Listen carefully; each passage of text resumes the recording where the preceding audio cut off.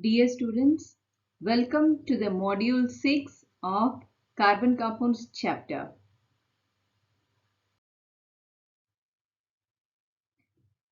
The objective of this module, it aims at explaining in detail about ethanol, its physical and chemical properties, as well as ethanoic acid of its physical and chemical properties. Let us recollect our previous module. We have learned that hydrocarbons and most of the carbon compounds undergo combustion in the presence of oxygen. This reaction emits heat and light along with carbon dioxide and water. The carbon compounds, they get completely oxidized during combustion. The substances that can give oxygen to other substances are called as oxidants or oxidizing agents. When a carbon compound combined with other compound to form a product and that product contains all the atoms of the reactants, then it is called as an addition reaction. The unsaturated compounds undergo addition reaction to form a saturated hydrocarbon. The reaction in which place of one type of atom or group of atoms in a reactant is taken by another atom or group of atom is called as substitution reaction.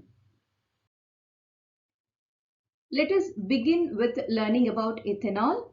If you see the structure of ethanol, ethanol contains two carbons over the parent name ethane with functional group alcohol OH. So it is named as ethanol. This is the line structure of ethanol. You can see the functional group attached to the carbon here. First, we'll start with the physical properties of ethanol. So when you look at the solution of ethanol here in the conical flask, you can see it is a colorless liquid at room temperature. The boiling point is 78 degrees Celsius and its generally it is called as just as an alcohol or spirit. Ethanol is soluble in water in all proportions. When tested with a litmus paper, it is found to be neutral. It is neither acidic nor basic. It is neutral in pH. Consumption of even a very small quantity of alcohol will show its effects. We know that this practice is condemned, but it is still widespread in the society. The consumption of alcohol harms health and it adversely affects the physiological process and especially the central nervous system. Consumption of even a very small quantity of pure ethanol, which is called as an absolute alcohol, can be lethal, can be lead to death. If you see the marks on the products, it clearly states that it is not prepared for consumption. Ethanol is a good solvent. If you see, it is used in medicines such as tincture iodine. Tincture iodine is a solution of iodine mixed with ethanol. It is mixed in cough syrup and also in many tonics. This picture gives you the wide usage of ethanol. It is used in cleaning products, in perfumes, in antiseptics, as a drink and also as a fuel. Do you know methanol? Methanol is a lower homologue of ethanol. It is highly poisonous and intake of its small quantity, it will affect vision and many a times it is lethal. So to prevent the misuse of the ethanol, because ethanol is a consumable alcohol, you know, to prevent the misuse, it is mixed with the poisonous methanol. So when it is mixed with the poisonous methanol, it is called as denatured spirit. To indicate it, a blue dye is added so that it can be easily recognized. Here is the picture of a denatured spirit. Now we will see the chemical properties of ethanol. The first one is how ethanol reacts with sodium. When you see, all the alcohols react with sodium metal to liberate hydrogen gas and they form the corresponding sodium salt. If in the reaction of ethanol with the sodium, hydrogen gas is liberated and the salt sodium ethoxide is formed. This is the reaction sodium with ethanol gives sodium ethoxide with liberation of hydrogen gas. Let us see a small activity. For this activity, we need a big test tube, a delivery tube fitted with a rubber cork, a knife, a candle, etc. And we need chemicals like sodium metal, ethanol, magnesium ribbon, like that. The procedure, you have to take 10 ml of ethanol in a big test tube and add 2-3 pieces of sodium metal of a small cereal grain size. You have to put the sodium piece into the ethanol test tube and fix the gas delivery tube. We are going to find out what gas is being liberated, and from near the delivery tube you take a burning candle, so and observe what happens.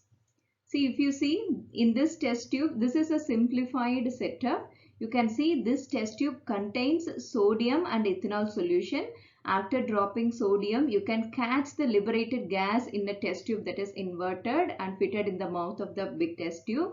And once the gas collected in this test tube, you just keep a lighted splint in the mouth of the test tube and you can hear a pop of sound where the hydrogen gas catches fire. What do we observe from this experiment? So what is the combustible gas coming out of the gas delivery tube? It is nothing but a hydrogen gas. Then why do the sodium piece, if you see the sodium piece appear to be fastly moving, it appear to be dancing on the surface of ethanol? Because sodium reacts vigorously with ethanol. If we are repeating the above procedure using magnesium ribbon instead of sodium, what will happen? Do we see the bubble released? No.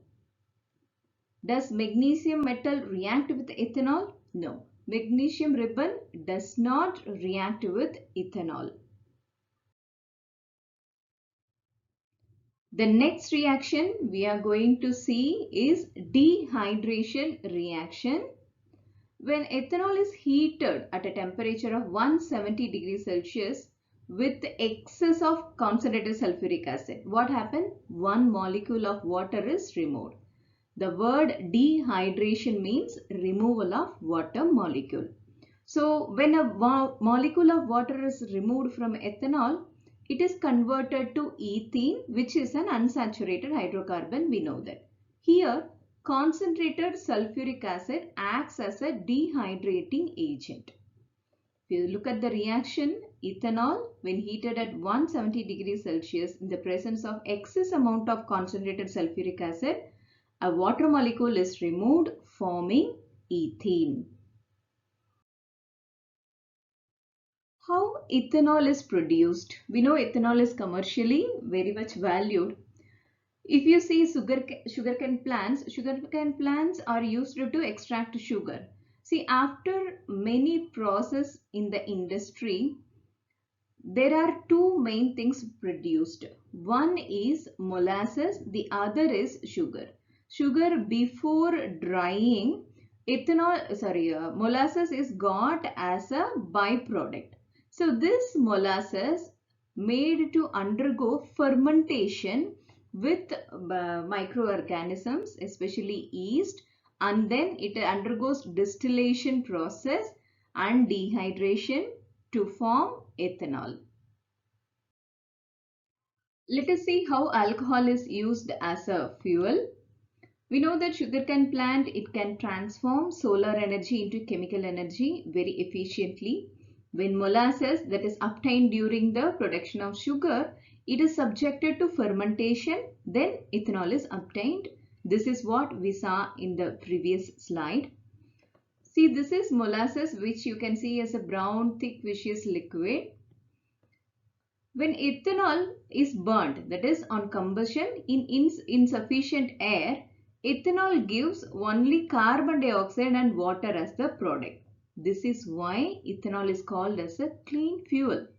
Therefore, some countries, they are mixing ethanol with petrol so that it can increase the efficiency of petrol.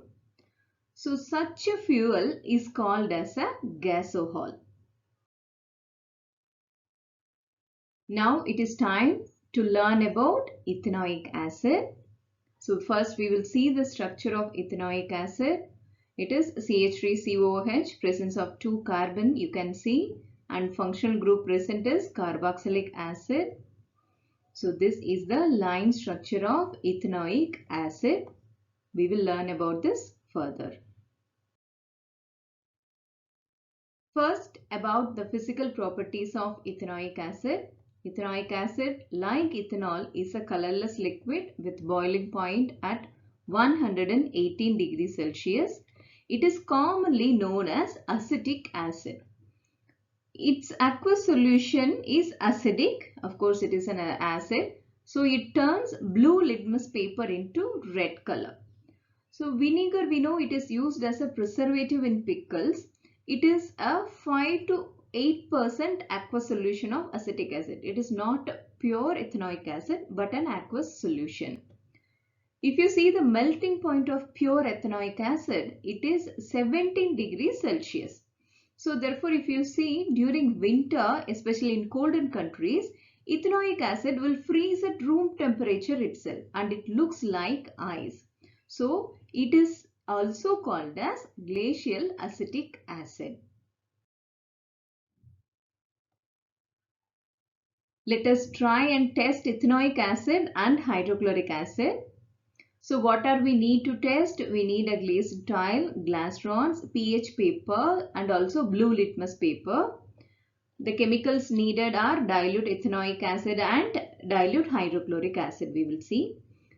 What are we going to do? The procedure is we have to place the 2 strips of blue litmus paper on the tile and we are going to add 1 drop of dilute hydrochloric acid in one strip and another drop on the another strip. We are going to note the color change taken place in the litmus strip. So we have to repeat the same procedure using strips of pH paper also and note our observations. See, when an acid is added to a blue litmus paper, we know that the blue litmus will turn to red. We will see further observations. If you look at the observation table for the experiment, so what are the substances we took? We took ethanoic acid and hydrochloric acid.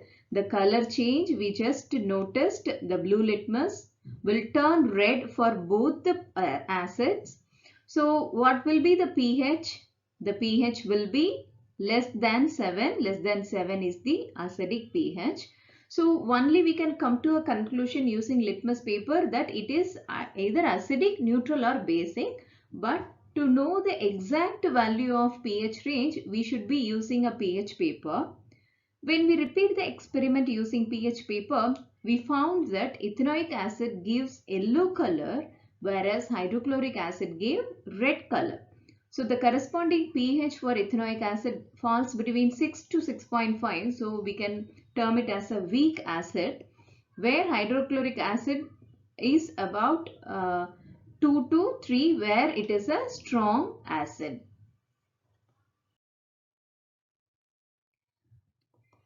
Let us learn about the chemical properties of ethanoic acid. The first one is how an acid reacts with a base. So first we are going to see the reaction with a strong base. So ethanoic acid, when reacts with a base, neutralizes the reaction to form salt and water. We know this reaction very well. If you see, CH3COONA is the IUPAC name of sodium ethanoate, where commonly it is called as sodium acetate.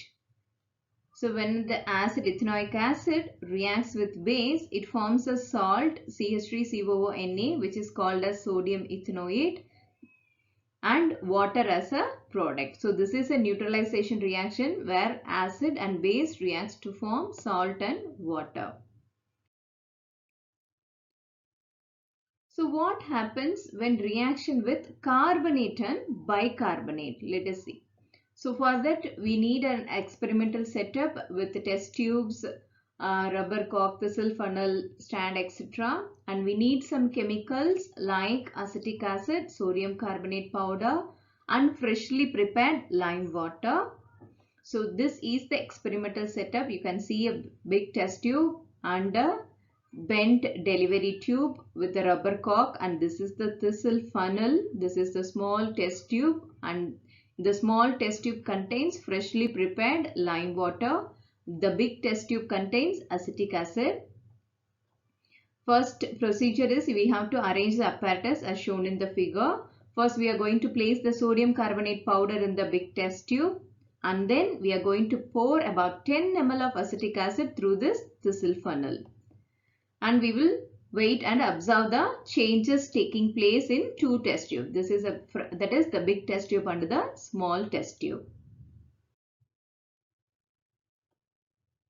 When you see in this activity, the ethanoic acid reacts with the sodium carbonate, which is a basic salt. It forms sodium ethanoate, water, and carbon dioxide gas. So if you see, look at the chemical reaction. Ethanoic acid, which is aqueous, reacts with sodium carbonate, which is a solid.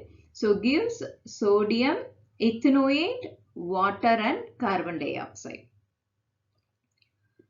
When you see the carbon dioxide, it comes out as a effervescence and passes through the delivery tube, and then it reacts with the lime water which is there in the small test tube. The lime water, it will turn milky. You know, it is the famous test for carbon dioxide gas.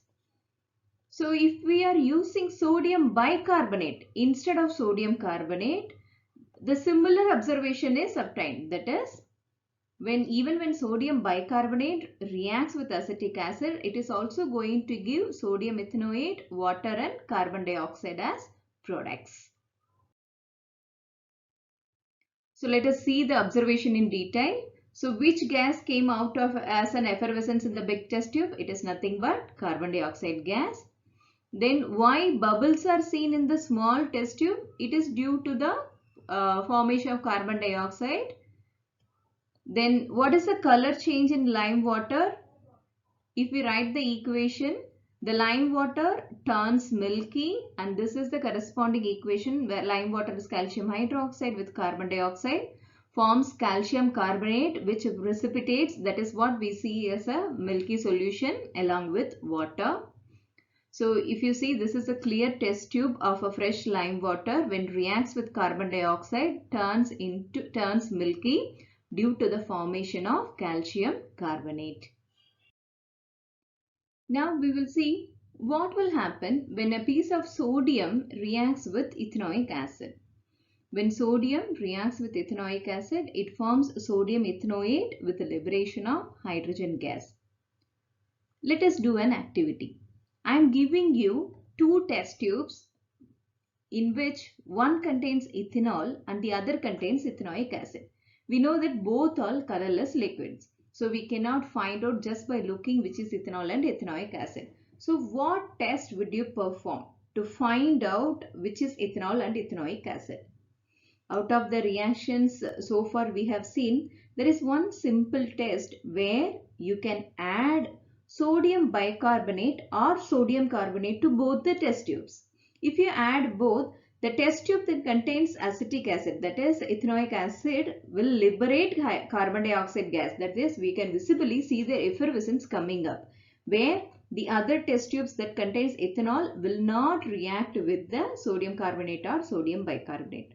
So this test can be used to identify ethanol or ethanoic acid.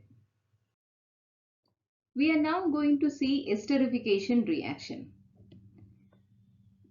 The substances having ester as a functional group are formed when a carboxylic acid and an alcohol reacts with each other. So to confirm this, we need an apparatus with the test tubes, beaker, burner, etc. and chemicals like ethanoic acid, ethanol and concentrated sulfuric acid. What are we going to do is, you take a test tube and add equal amount of ethanol and ethanoic acid and also a few drop of concentrated sulfuric acid which will act as a catalyst. So we have to keep this test tube in the beaker containing hot water for about 5 minutes. If you see the experimental setup, you see the burner burning. So it heats up water, and this test tube contains a mixture of ethanol, ethanoic acid and concentrated sulfuric acid.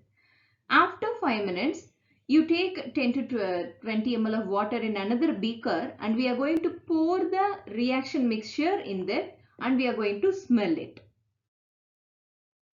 When ethanol reacts with ethanoic acid in the presence of an acid catalyst, an ester called ethyl ethanoate is formed. If you look at the reaction, this is ethanoic acid reacts with ethanol in the presence of acid catalyst.